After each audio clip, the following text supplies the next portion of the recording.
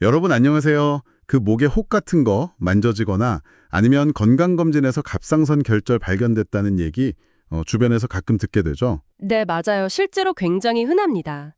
뭐 손으로 만져지는 건 한 5% 정도라고 하지만 초음파로 보면 훨씬 더 많고요. 훨씬요. 네, 다행인 건 대부분, 그러니까 95% 이상은 양성이라서 뭐 크게 걱정할 건 아닌데요. 네네. 그래도 어떤 걸 좀 주의 깊게 봐야 하는지 또 어떻게 관리해야 하는지가 중요하겠죠. 그렇죠. 그래서 오늘 저희가 여러분 보내주신 자료들, 대한갑상선학회 최신 권고안이나 서울아산병원 연구 결과, 또 관련 논문 기사들 쭉 보면서요.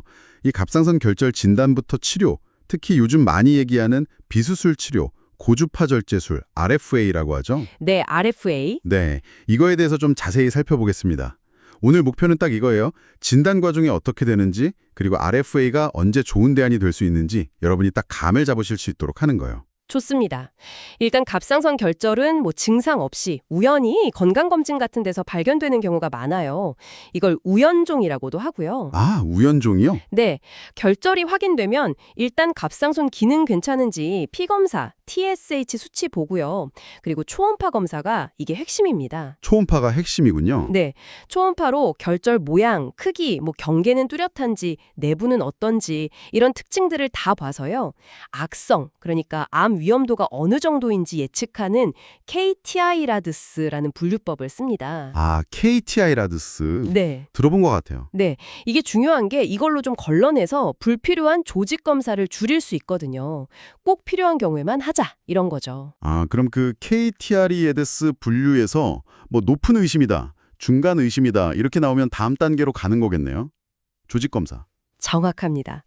그때 이제 조직 검사를 고려하는데 1차 표준 검사는 새침 흡인 검사, FNA라고 부르는 겁니다. FNA. 네, 가는 바늘로 세포를 좀 뽑아서 보는 건데 비교적 간단하고 뭐 비용도 괜찮고요. 네. 이 FNA 결과를 베데스다 시스템이라고 하는 국제 기준에 따라서 6단계로 나누어서 암 위험도를 판단해요. 이게 또 최근에 3사 개정판이 나왔고요. 그렇군요. 근데 FNA로도 좀 애매하게 나올 때가 있다면서요? 비정형 이렇게 나오면? 아, 맞아요. 그럴 때가 있죠. 진단이 좀 애매하면 정확도를 높이려고 좀 더 굵은 바늘을 쓰는 중심 바늘 생검, CNB라고 하는데요. 이걸 하거나 아니면 BRAF 같은 특정 유전자 변이가 있는지 보는 분자 표지자 검사를 추가로 하기도 합니다. 아하. 그럼 이제 조직 검사까지 해서 다행히 양성이다 이렇게 나오면 대부분 그냥 지켜본다고 하셨는데 네, 그렇죠. 근데 이게 커져서 목이 불편하거나 아니면 외관상 너무 보기 싫거나 이럴 때는 어떻게 해요?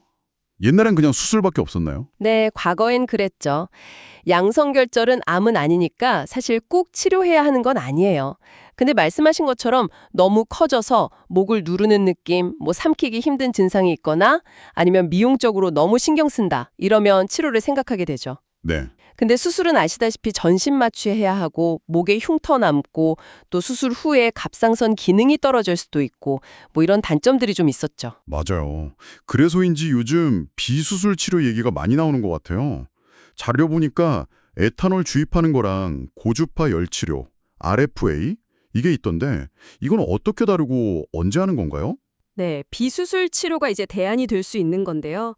크게 보면 에탄올 절제술은 주로 무록, 그러니까 낭성결절에 써요. 알코올을 주입해서 혹을 쪼그라뜨리는 거고요. 아, 무록이요? 네, 그리고 고주파 절제술 RFA나 레이저 절제술은 좀 단단한 혹, 고형결절에 주로 씁니다.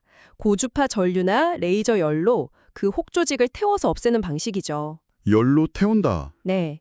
특히 RFA는 국소 마취로 하고 피부를 째는 게 아니니까 흉터 걱정 없고 시술하고 거의 바로 일상생활 복귀가 가능해서 많이 선호되는 편입니다. 와, 흉터 없고 회복 빠르다는 거 이거 진짜 큰 장점인데요?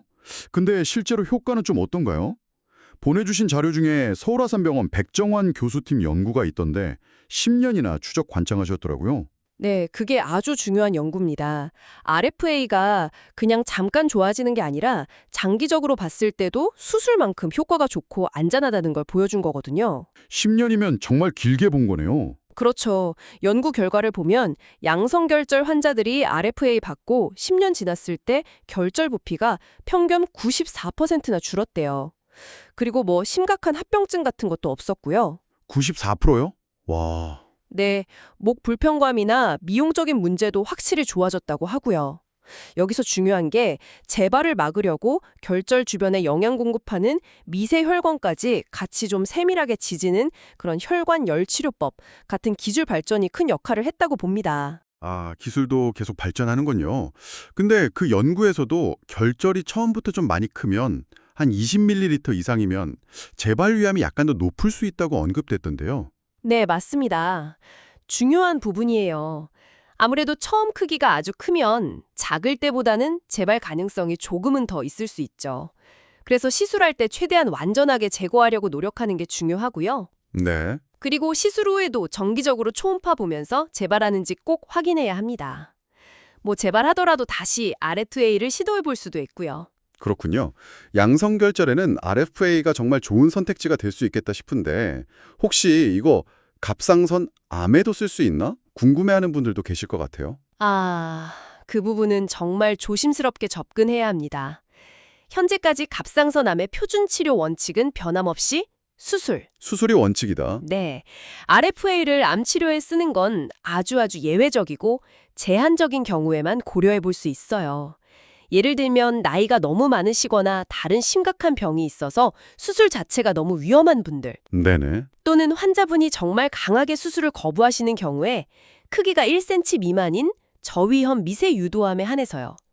이것도 그냥 하는 게 아니라 적극적 관찰이라고 해서 지켜보는 방법이랑 같이 고려해 볼 수 있는 옵션 정도입니다. 아, 정말 제한적이네요. 또 다른 경우가 있나요? 아니면 뭐 수술이 좀 어려운 위치에 경보 림프절 재발암이 생긴 경우에도 아주 제한적으로 시도해 볼 수는 있고요. 아, 그러니까 일반적인 갑상선암 치료는 절대 아니고 정말 특수한 상황에 그것도 아주 신중하게 고려해야 한다는 말씀이시죠. 바로 그겁니다.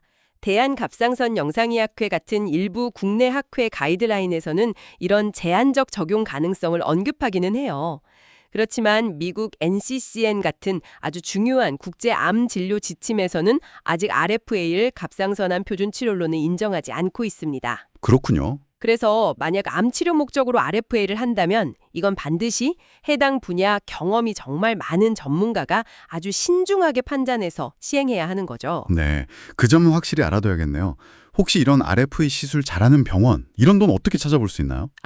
대한갑상선 영상의학회 웹사이트 같은 곳에 가시면요. 지역별로 RFA나 에탄올 절제술 같은 시술을 하는 인증된 의료기관 목록을 찾아보실 수 있습니다. 네, 오늘 갑상선 율절과 RFA에 대해서 정말 많은 걸 알게 됐네요. 정리를 좀 해보면 갑상선 결절 자체는 매우 흔하지만 대부분 양성이다. 그리고 진단에는 초음파, KTI-RADS, 이게 중요하고 필요하면 조직검사, FNA나 베데스타 시스템을 쓴다. 네, 맞습니다.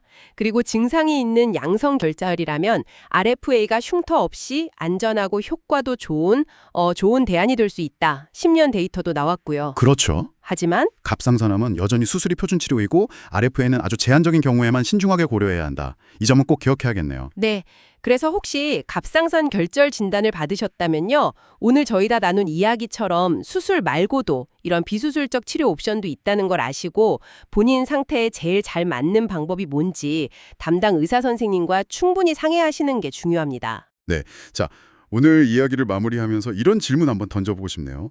RFA 같은 이런 최소 침습 치료법들의 효과나 안전성에 대한 장기 데이터가 계속 쌓이고 또 기술이 더 발전한다면요. 아주 먼 미래에는 혹시 특정 유형의 갑상선암 치료에서 수술의 역할을 조금은 일부라도 대체할 수 있는 날이 올 수도 있을까요? 만약 그렇다면 이걸 위해서 어떤 연구나 검증이 더 필요할지 한번 다 같이 고민해 볼 만한 지점이 아닌가 싶습니다.